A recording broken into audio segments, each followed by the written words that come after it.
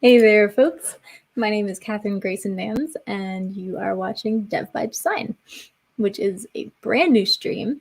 And here we are going to be talking about design fundamentals, but in a way kind of oriented for developers who are interested in leveling up their design skills or maybe just understanding what their designers are doing. It's one of those things. I've met a lot of developers who are really interested in learning about design for all sorts of various reasons. Sometimes just to improve the look of their own side projects, or to ease the handoff process, or level up their CSS skills. There's all sorts of reasons. But it can feel really intimidating to just jump in and start trying to figure out where to start with design, because there's a lot. And you get, especially when you're in kind of the development space, you get a lot geared towards UI design specifically and UX. And while those are important and relevant, they can also kind of feel overwhelming if you don't have those design fundamentals. And so that's kind of what we're hoping to do here. We're going to kind of jump into a bunch of topics. We have a whole bunch of things planned. Every Monday at 10 a.m. Eastern Time, we're going to jump on and talk about a design fundamental. We are starting off with color. This week and the next couple of weeks, we're going to be looking at color, how we perceive color, the meanings of colors, how we can choose colors wisely, how we can make color schemes, the issues around accessibility in color. All of that will be coming up in the next few weeks. And then we'll move on to some other topics: layout, typography, visual hierarchy, balance, all of that coming up. But for now, let's start with taking a look at colors.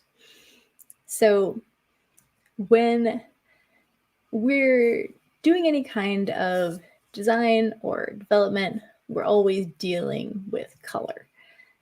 Even just in our everyday lives, we are dealing with choosing colors. We might have a favorite color. We might have some opinions about colors that we think look good or don't look good, but you might not have thought any more deeply about it than that. But in fact, there's a great deal of science that goes into how colors work and how our eyes make sense of color. When we are working with colors on the computer, we are dealing with what's called an additive color system. And let me actually share my screen real quick so that we can take a look at an example. So when we're dealing with colors on the computer, you probably already know we are dealing with RGB color. And you've probably seen that kind of format when you write any kind of CSS, right? So your red, green, blue values, each of those kind of influence where the color lands in the spectrum. So anytime we are dealing with colors that come from light, like say the light of a screen or the projector at a movie theater, we are talking about additive color. That means that when all of the colors are combined, the result is white, pure white. So that's why when we code like the RGB value for white, it's 255, 255, 255. All of the colors cranked all the way up gives us pure white. On the other hand, you can think about like printing, or maybe if you've ever done any kind of baking, like food coloring is a subtractive system, which means that the more you add, the darker it's going to get. So CMYK printing, great example of that. The colors layer over each other when you print. So when all of the colors are combined, what you'll get is black. So there's a little bit to be kind of acknowledged here in terms of how you choose colors based on where it's going to live. Colors that happen on the screen are going to be naturally a little bit brighter because of that light-based background that they're getting. Whereas when you're printing, colors are naturally going to be a little bit darker because of the layering system of inks. And then, let me know if any of that is making sense so far. Oh, we have a comment from Ivana. Here for the color theory stream, you teach me not to mix my colors into sick green when I paint. Yes. So actually, that lines up really well with that kind of subtractive color system that we were talking about. When you are talking about literal paint on a canvas, you have to be really careful because of that subtractive method. So every time you add something more, you're mucking things up a little bit, and it's harder to remove in the same way.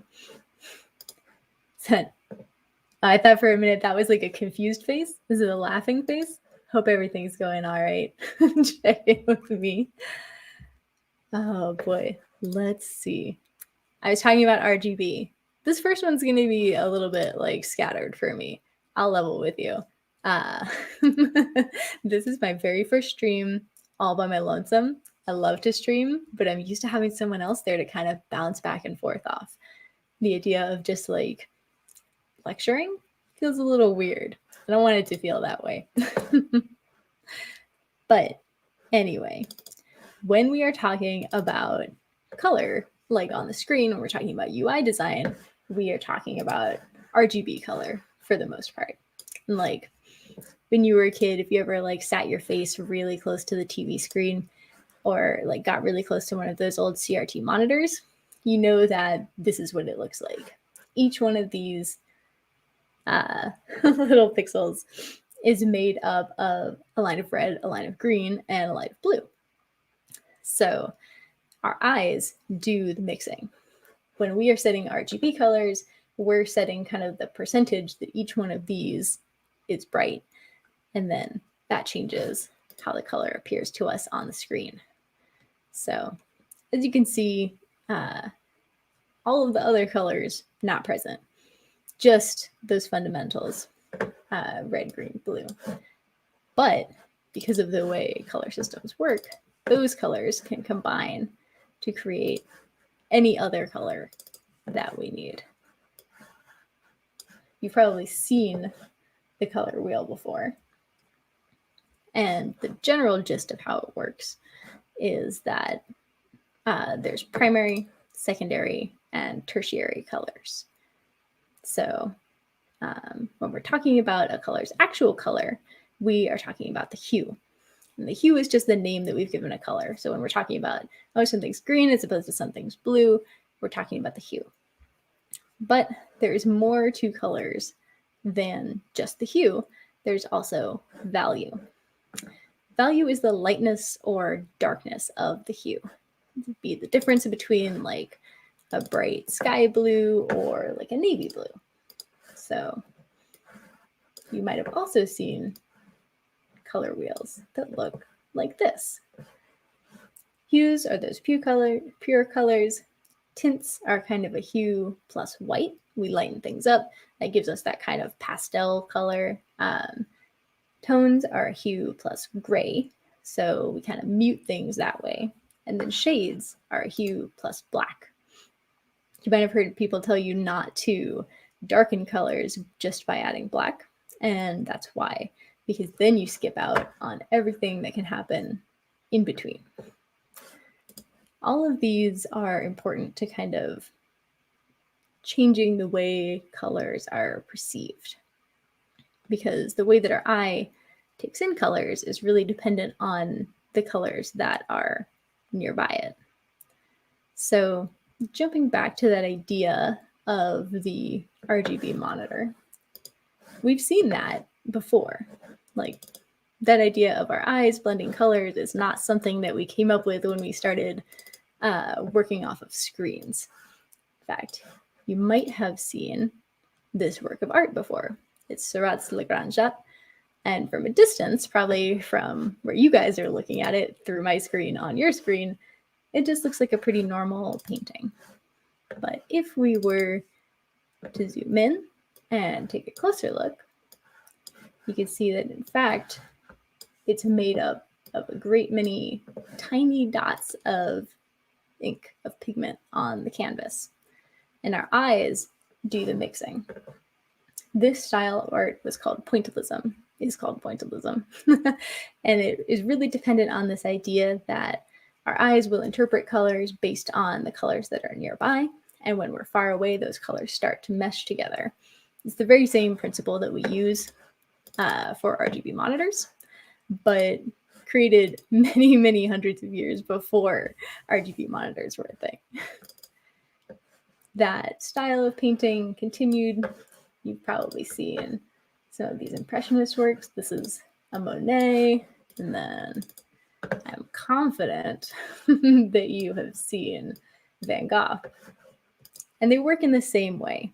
They use these small kind of dots or tiny brush strokes of color. This style of painting was called Impressionism, and it has to do with light and how our eyes perceive light and how light impacts our perception of color. And they did this by playing with this kind of idea of these short brush strokes and letting our eyes do the work to mesh those things together. And so now I'm sure you're like, cool, I'm ready for my next pub trivia night, but this is not particularly helpful to me at work. I think the first thing that's worth keeping in mind is that screens do still use this kind of basic method of color rendering. How the light is projected has changed, but that basic method of color rendering is still the same.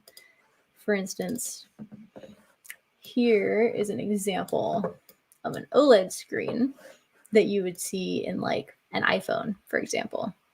So it's changed, it uses this diamond pattern. We're not inputting RGB values in the same way, but when that's really, really tiny, it uses that same method of color blending and those tiny dots of color that our eyes are responsible for seeing and shifting in order to make shapes, make colors, make UI elements and drop downs and cursors and. This knowledge of how our eyes and our brains can interpret color also helped us understand the influence of context in colors. So our understanding of color, as we know, is based hugely on the other colors that are nearby. We've seen this used before in like optical illusions. So,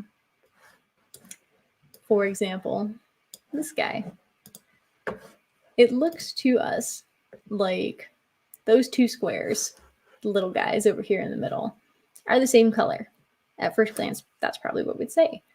But in reality, this square on the right side is actually of the same color of this larger square on the left. But because it's paired with this blue, it shifts the way that our eyes perceive the color. Because blue is kind of a contrasting color and it's a little bit darker in value than the inside square. We think that the inside square is lighter. That kind of contextual awareness of how colors react to each other is huge when it comes to making choices about a UI. So we have to be aware of what other colors are in use, how large or small our screen elements are that are using those colors, and having lots of different elements in lots of different colors can quickly become really overwhelming. If you are like me, then your development life might have started with sites that looked like this, this kind of GeoCities approach to web design. And that much color and pattern, they just vibrate off each other. It feels incredibly busy. Our eyes just can't parse this much color happening at once. We get that same confusion that kind of happened with the optical illusion, but times like a million. This is obviously an extreme example, but it does still ring true that when we are choosing colors for our UI, we need to make sure that they all play nicely together. And to take that a little bit further, let's dive back into that color wheel. I pulled it up ever so briefly before. But this is really going to be the basic of basics when you're looking at choosing a color. You've probably seen it before, even if it was just the last time your Mac kind of hung up and you got that spinning wheel of doom. But this is called the Johannes Itten color wheel. It does a really good job of demonstrating the relationship between the primary colors, which is your red, yellow, and blue, with all of the others. Note that that is different. Primary colors are different from the way we define colors for the screen. When we think about digital color, we often think about RGB, red, green, blue. But that is not actually the basis of the color wheel. It just has to do with how screens are made and how we can blend things easily. But when we're talking about primary colors, the important thing to take away, red, yellow, blue. When you combine primary colors, you get a secondary color, which is this kind of second area here in the color wheel. So blue and yellow, green, red and yellow, orange, blue and red, purple. Mixing a secondary color with a primary color, so kind of moving back up the wheel in this way, is what gets you these. These are tertiary colors. So makes sense. You kind of start with the middle, you move out through the ring, and that gets you kind of the basics of your color wheel. And of course, there would be gradients, and these colors all move smoothly between each other. There's all sorts of colors in between what's happening here. So this is an interesting call out. It's not red, blue, yellow, but cyan, magenta, and yellow.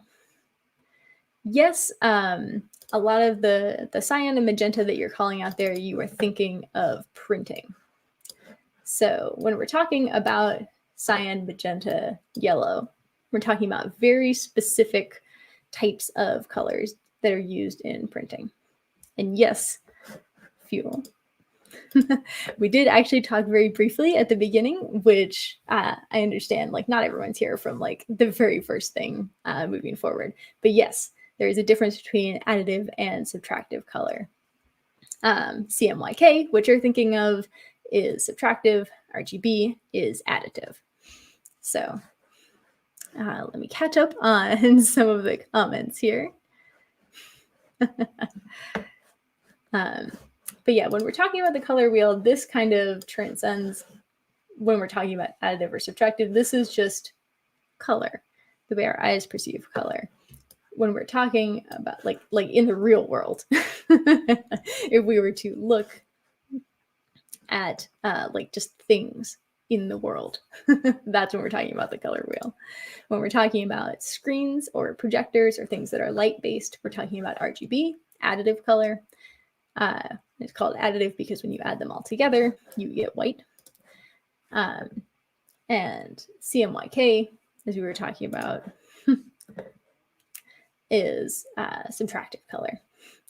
K is black, although the K actually stands for key. It was the, when you're talking about a printing press and like aligning plates on top of each other, which is how printing used to be done, the black was the key that everything else was keyed off of to align all of the images. So yes, key, the K, is black. You are correct. But it is called K because it stands for key.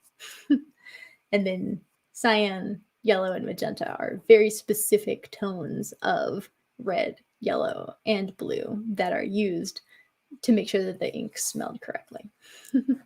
So yeah, it's really interesting that a lot of this kind of started with the way printing worked, right? Because originally when we were displaying colors, we were doing it mixing paints, mixing pigments, layering pigments on top of each other with the printing press.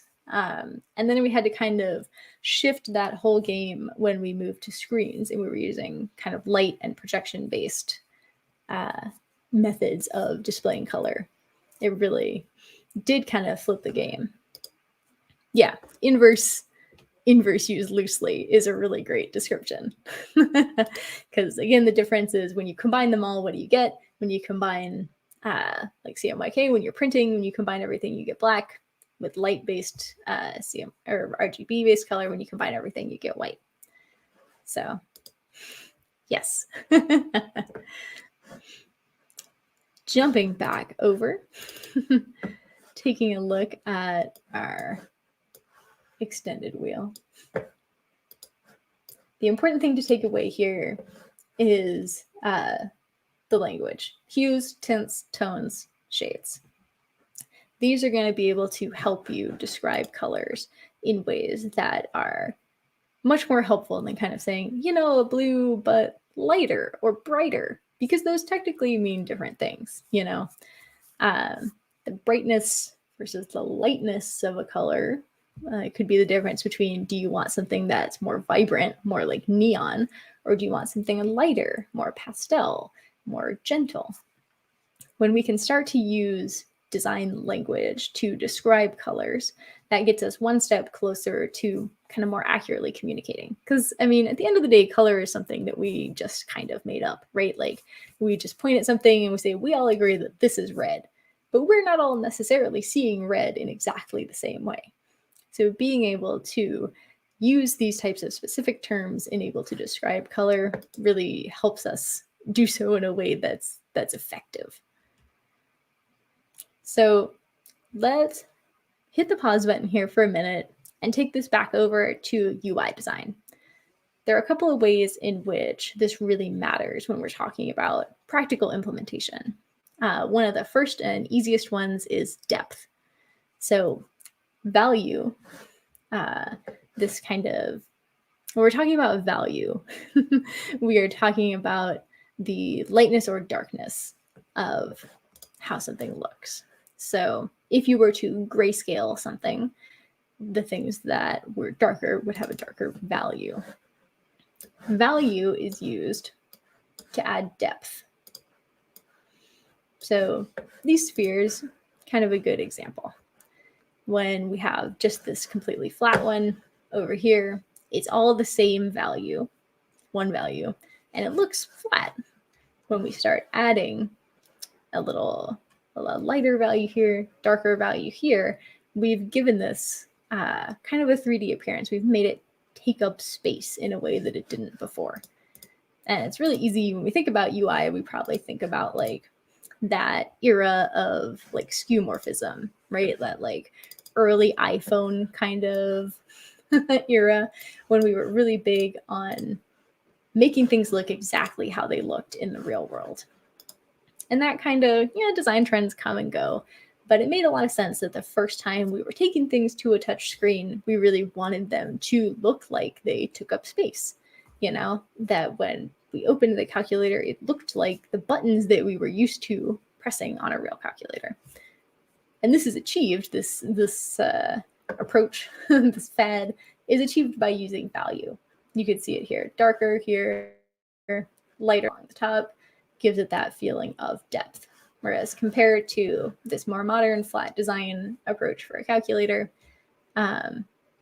doesn't make any use of value differentiation in the same way to create that 3D appearance. We see the same thing in maybe a lesser way when we talk about like modals, right? So when we have a modal that takes over the screen and we get that grayscale over the back, that's done for a couple of reasons. One is certainly to kind of like fade things out, to prevent other items on the page from interfering with where our attention is going. But secondarily, it gives us that feeling of the modal being in front, right? Like it is an overlay. It came in over the other elements. Over when nothing is 3D, when it's all really on a flat screen, that's all just an illusion. But we can use value to create that idea, that perception of depth. Same idea with drop shadows, right? When we need to create the illusion that something is taking up space, hanging over something else, we can use value, shadow, as an easy way to get that effect. Drop shadow got a little bit of a bad rap. We saw a lot of kind of overuse of drop shadow, and now we've scaled back way hard. But the other truth is that the stuff comes and goes, right? Like it's all just a fad. Design will kind of circle like fashion. Some things go in fashion, out of fashion. We're seeing bell bottoms come back. God help us. I would bet we will see an era where drop shadow comes back too. I bet we will see a pushback from this very flat design era that we are in now, and we'll see things swing the other way. The important thing is that it's a tool in your pocket. And when you are looking for a way to bring something to the forefront, when you're looking for a way to give something that depth or to make it feel a little sturdier, a little real, like it takes up space, value and shadow are your friends. Value also plays an important role in UI design in another way, which is contrast. So visual contrast is a pretty broad term in design, and you might hear contrast used to just describe the juxtaposition of two different elements. You can have contrast in size, you can have contrast in shape, you can have contrast in style. But right now we're just going to talk about contrast in color. When we're talking about that, we are really looking at value. So again, here's an example of a page that does not have a great deal of contrast, right?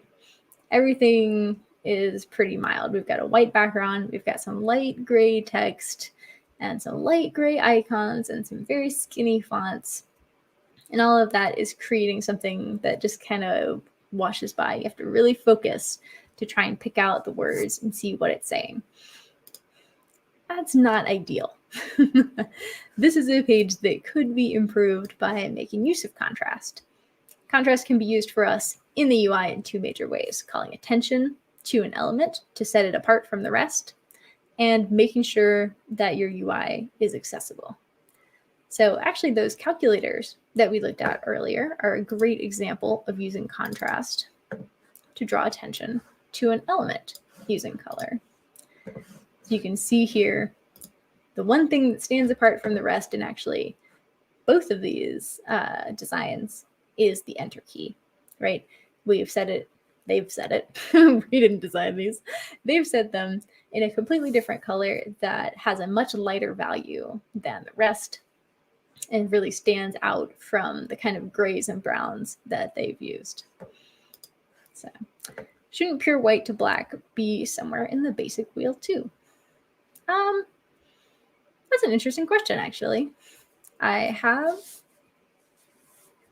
never thought about that.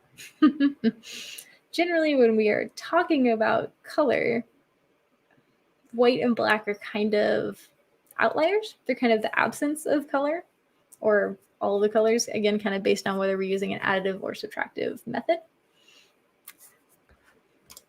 When I remember there was a monochromatic wheel separately with all the black and white things. Now I'm curious. I'm gonna look it up. Let's see what happens when we search monochromatic color wheel. Not a lot. Here, so you guys can see what I'm seeing. Okay. Neither black or white are colors, which is the inclination. That's kind of where I was going, was like black and white are kind of on the outside. They are either what you get when everything is combined or when everything is taken away, depending on whether you're using an additive or subtractive method. So that would be my inclination, is that we don't see black or white on the color wheel because black or white exist outside the color wheel. But we do see that again in creating tints and tones. So black and white are tools that we can use to add two colors and then create different levels and depth, tints and tones and shades by changing the value of the color. Let's make black and white a bar and put it next to the wheel.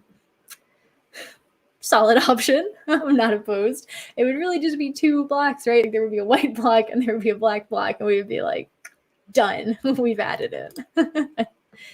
What are the words to use for desaturated colors? Let's see. I would probably say either tint or tone, depending on what you meant by desaturation. So if you're looking for something desaturated in that it's lighter, I would say it's a tint, because that's just you get when you add white. If you're looking for something that feels like it's more muted, I would say tone when you add gray, or possibly shade, although shades generally get used more because that doesn't really change the vibrancy of the color. It just changes just the value. Meh colors. That's good. Good. Scientific term. I like it. We should cross these out. Yeah, hues, meh, yeah, and shades. So, jumping back, we were looking at the calculators. Whew, took me a minute there. My mind is an HSV space. My mind will never be an HSV. I gotta tell you right now. That's never going to be my go-to approach. Although I will say a couple episodes from now, we are going to talk about the future of color in CSS. If you're feeling especially anxious, I have a blog that I wrote on it. You can check that out. I'll drop the link. But taking a look at how OLED screens are going to change the way we write colors in CSS and kind of the new methods that are out there to define colors, LCH, and using the color define P3 method. Some cool stuff coming. Oop. Oh, someone else found it. So I only care about the features of color in WebGL. Fair. Customer of mine works a ton with colors, but the printer represented HSL. Yeah, it's a really, all the different ways of defining color are going to really vary based on what you're doing and kind of what makes the most sense for you. Some people are still really in love with hex colors, and there are totally like, there was a great article out there from a guy who was colorblind and had learned to interpret, like he knew what all the numbers in the hex code meant, and so he could look at a hex code and kind of use that as a way to figure out what would look good and what wouldn't look good, because he physically didn't have the ability to discern the colors from each other. And I thought that was really, really interesting. RGB tends to be probably one of the most go-to approaches, HSL, solid. It will be interesting to see all of that kind of shift as we move. All UI should be monochrome. Please, no. It's not a bad approach, but it's hard to create actually like the depth of that kind of contrast that we talked about. We're actually going to talk a little about color schemes, but I will tell you that next episode, tune in next week, we'll dig into color schemes. Monochrome is the TLDR. Monochrome is a totally fine approach to a color scheme, but you'll find it a little bit hard because you won't be able to create the same kind of strong contrast like we see here when everything is kind of in one color and then you use another color to create that difference in value and make something pop. Man, the chat is popping off. I'm trying to catch up. I can see what a hex color will be. Yeah, I have always been really impressed by people that can read hex colors in that way. I don't personally have that skill. I would kind of like to develop it. I'll have to see if I can find. I'll tweet that article later from the colorblind guy who can read the hex codes, because it really is neat. Pantone is slightly impossible. Pantone is interesting because when we're talking about Pantone colors, we're actually kind of talking about things that live outside the realm of CMYK. So backstory, I used to be a designer, like a graphic designer, before I transitioned and moved into UI design and development. Pantone is interesting because Pantone is often used to isolate and like specify a specific mix that brands can use to guarantee that it will always be the exact same color. It's called a spot color. And that means that instead of just using the like layers of CMYK, that color is mixed specifically and then printed. So a little bit different. That's why Pantone is impossible, but it's something that's good to have if you are working for a brand that is really specific. So like there's red and then there's like Coca-Cola red, you know? And so you'll want to be able to define that color in a way that's very specific. What platform are you live streaming on? I'm on Twitch and I am on YouTube. Catch me both places, I believe. So most of the comments right now are from Twitch. This particular one was from YouTube. So if you want to come hang out with us, we are on Twitch at Code It Live. So come join the conversation. Whew. Good chat.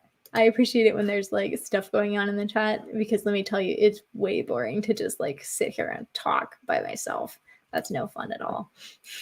So thank you guys. Keep the chats coming. These are good questions. So jumping back, actually, that one comment talking about monochrome layouts is a good kind of segue to jump back in here, because this is kind of a good example of the downside of exclusively monochrome if you're not being really, really careful about your contrast. So obviously here we have no colors going on. We're just looking at whites and grays and a little bit of black. So they've attempted to kind of create this contrast, this value change with the Get Started button, which as you can see is the only thing that is pure black in this layout. And it kind of works, but probably not as effectively as if that button was like, oh my God, any color at all on this page. I was going to say like red or green, but the way things look here right now, literally any color would make that pop off the page.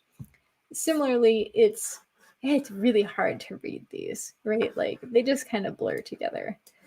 And when we have that kind of lack of contrast between the background and the foreground colors, we also run into accessibility issues. So it's probably something that you've heard or dealt with before, but for folks that are vision impaired in any way, having a lesser contrast between two colors can make things difficult, if not impossible, to read. And there's honestly more people than you would imagine. I think a lot of times when we think about people who are visually impaired, we think about people who are like legally blind. But it's actually much, much more than that. Visual impairment can happen in a permanent sense, or it could happen in a temporary sense. So if I'm like looking at my phone outside and the sun's really bright, that's impairing my ability to discern those colors. If I have polarizing sunglasses on, if I have night shift turned all the way up on my laptop because I'm on the computer at 2 a.m. and I hate myself. Like all of those things change and shift our ability to discern colors. So when we're thinking about accessibility and we're thinking about contrast, we need to be thinking about more than just, the first thing that might pop to our mind, because accessibility benefits all of us all of the time. Should have enclosed the button in blink. That's an option. That would certainly be attention grabbing. I will tell you, I miss blink and marquee a little bit. They've been officially depreciated. Whew, there's a tongue twister. They've been officially depreciated, haven't they? I'm curious now. Twitch is horrible visually. Yes.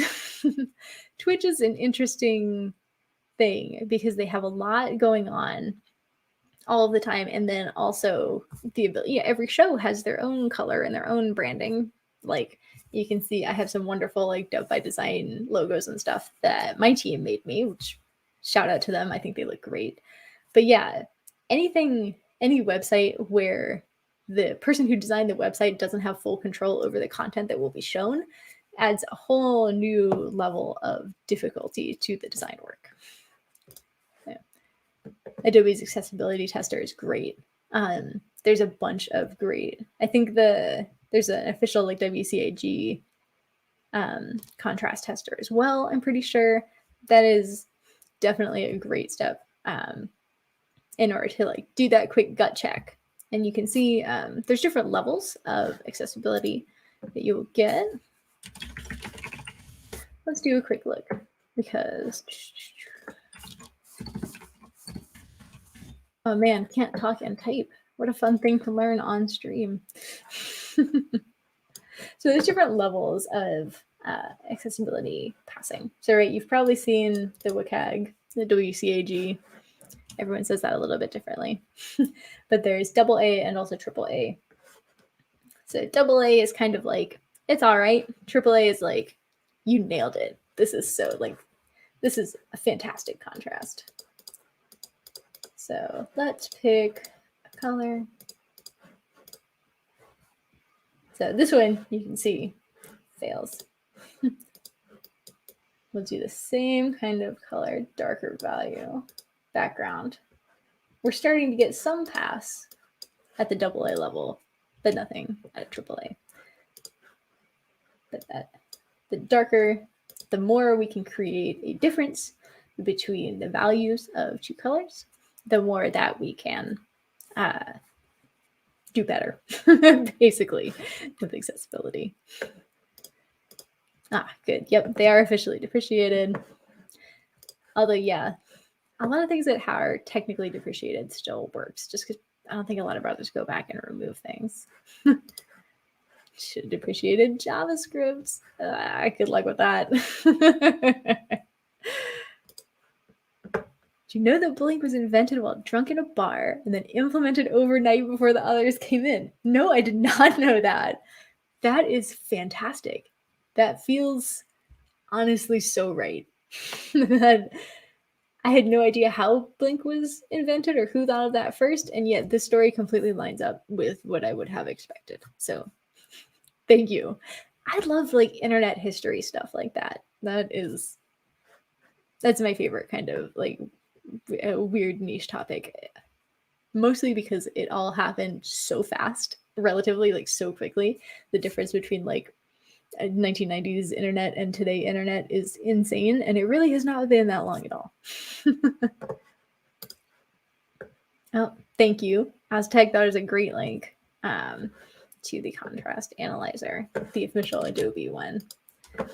Adobe's got some great tools for all sorts of kind of color related stuff. And again, we will dive into some of those later when we talk about color schemes. They've got some great color scheme generators and some good, like, yeah, color generators, and 3 cheers for Adobe, basically. So, but if you're looking for a way to just kind of take a quick step back and take in the whole of your design at once without necessarily putting in every single combination of colors into a color checker, there are a couple kind of hacks that you can use for this. One of my favorites, honestly, is to just take off my glasses and let everything blur and see what stands out and what's not readable, what doesn't make sense. Because if you do that, you'll quickly see, like, on my screen, I've got a couple of red buttons basically telling me that I'm live or to turn the broadcast off, which I'm sure at least a couple of you are rooting for at this point. Those are the ones that stand out to me with my glasses off because the color is so drastically different from everything else on my screen. If you have been blessed with perfect vision, first off, can't relate. Second off, you could probably just squint. Stand really far away and squint and see what happens.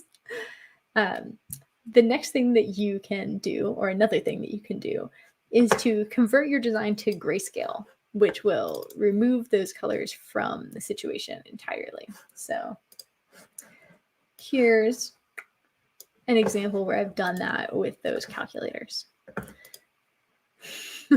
So you can see here that even though we've removed the color, and the color certainly helps, we can still tell that difference in value and see where there's good contrast and bad contrast. So as you noticed, one of the biggest changes, at least to me, that stood out is over on this new calculator design. We can see that this red color that they've used here is actually darker in value than the old yellow. And when we grayscale it, it's a great way to check the value super quick because you can judge immediately what's lighter, what's darker. Grayscaling things takes everything back to just their pure values. So just for a little contrast, but we can look at, here's the colored version. Yeah.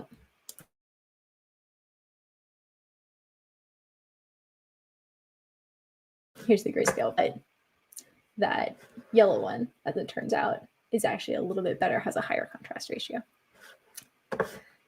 But anyway, I like to do that with whole pages when I'm designing, when I'm laying something out. And something you can do real quick with your website if you are in the middle of developing, just do yourself a quick screen cap, convert it to grayscale. You can do that online, or if you have access to any kind of an editing program, it'll do it for you in a heartbeat. And that'll give you a really quick way to see like what stands out and what doesn't, what's working, what's not. All right, so we sped through a lot talking about color. Let's see what else we got in the chat. The good old days when designing HTML didn't involve a committee. It's interesting. I feel this for one, because yeah, like it has shifted so much and so fast. But the flip side is that we do have like better accessibility now. The UX is way better. In general, the web is a lot more inclusive than it used to be. And that didn't happen when we were just kind of designing by ourselves in a single room. So I'm torn because there's a lot of me that misses that kind of early web day when you could just get on and build a site and upload it through like dragging your files over to a file manager. And then it was just like, boom, you're online. Something you built was online. There's a lot to be said about that, but there's also a lot to be said for where we are now. So, all right, done waxing poetic. The original blog post about the origin of blank. Hold on. I accidentally. I need to find a way to like, it's hard for me to copy and paste things from StreamYard, but I really want to see that. I'm so curious now. I'm going to look it up later because, okay, but give me the TLDR. Is it actually, was it in the bar? Was that true? Was that accurate? Somebody read the article, get back to me, let me know because I can't read it right now. Asshole design. Make the keep using service for free button the same color as your background and the pay us money button. Yeah, but I mean, for real though, that is the case in a huge number of places. There is a word for that that's not asshole design. I'm trying to remember what it is. but yeah, there is some real truth that there are destructive patterns in design. And part of being a good designer is understanding how colors work and how color theory works and how our brains will interpret design and then using that for good and not for evil, because yeah, there's going to always be a way to manipulate what people do and what people click on. And if you're looking at design from a purely negative standpoint, if you want to be like real pessimistic about it, then that's really all we're doing is we're learning human patterns for how human brains pick things out, like how we've learned to group things and how we've learned to interpret things. And then we are using that knowledge to get people to do something we want them to do, Most of the time, I think that's pretty harmless, right? Like most of the time, what we want them to do is like use our service or download something or like learn something even. Not anything wrong. But then we can look at cases where people have used design and used that knowledge of human behavior in ways that have not worked out great for them. Like, I don't know. I think a lot of the like social media and misinformation kind of thing is based on what we know about humans and how big social media groups like Facebook have used their design knowledge to keep people in that loop, to get them to post, to get them to engage, to get them to keep coming back. But yes, another tangent. But yes, we see this kind of bad patterns happening all the time. You'll see the same thing. Like one of the things that drives me crazy is when login buttons are less prominent than sign up buttons. Like, because what they want you to do is sign up. But if I've already signed up, I just want to log in. Like, what gives? It was actually at a bar. Nice. An engineer went to work drunk and built it. That is fantastic to know. I am thrilled that ended up being actually the case. What's the XKCD with the drunkenness principle, where like the drunker you are, the engineering gets better until you reach like a critical point, and then you're at like Windows NT or something. Yeah. Don't be WinRAR. Probably don't be WinRAR. They didn't make a lot of money, but also like we do love WinRAR. Balmer Peak, thank you. Yes, that is exactly what I was looking for. You nailed it. And no, color is a big subject, and we're going to be talking about it, frankly, for weeks. So I would rather us talk about the things that are interesting to you guys and talk about the things that come up naturally. That's what the stream is for. Like, honestly, if I just wanted to like share this information and not have a conversation, I could write a blog post, right? Or I could record a video and just like put it out there. But I find that boring. I would rather have conversations with you guys in the chat and talk about what this brings up for you and the way that you guys are using color and what you're struggling with and whatever, or blink tags. Like, that's also totally fine. Can't say I've ever gotten drunk and actually built anything. Now I'm trying to think if I have. Nothing good. Yeah, no, I don't think that I have ever personally experienced the Balmer Peak phenomenon, but I respect it for those who have.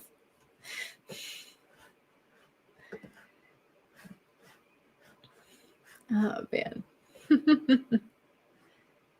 Oh, you guys are shifting into Pearl in the comments, and that is well outside my expertise. Y'all are just gonna have to handle that on your own. That's gonna be a no for me, dog. But so far, is this I know we have more folks now than we did at the beginning when we were kind of talking about that additive and subtractive color, differences between RGB, CMYK, the way that like pixels work, RGB. Is that anything that people missed that want us to go back? Do you guys have any color specific questions that you haven't already thrown out there? We're usually going to stream for about an hour, like maybe an hour and a half. So we've got like 10-ish minutes left. So as we wrap things up, questions, comments, thoughts, opinions. We're just going to hang out. We can just hang out. I've got through what I was going to talk about today. So I'm not too pressed about it.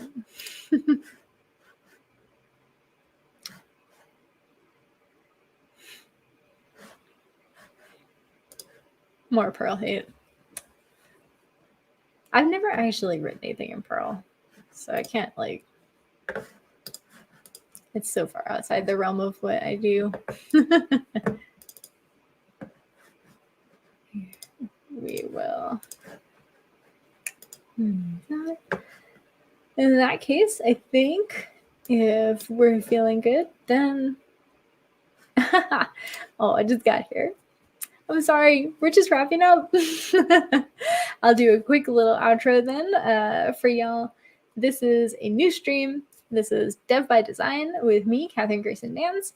The goal here is to teach developers some of the design fundamentals, because I think that's something that all of us will really benefit from, right? So I happen to have started my career in graphic design and then kind of transitioned into UI design and then into UI development and front-end development. And that's what I do now. I'm a React developer. But I have found that having that design knowledge has helped me immensely. And that ability to kind of talk with designers and make my own design decisions when push comes to shove has been hugely beneficial. I think it's something that all developers should be able to do. I think a lot of times we expect designers to kind of meet us where we are, and they've had to learn a lot about like the box model and like just how web rendering works and how responsive web rendering works.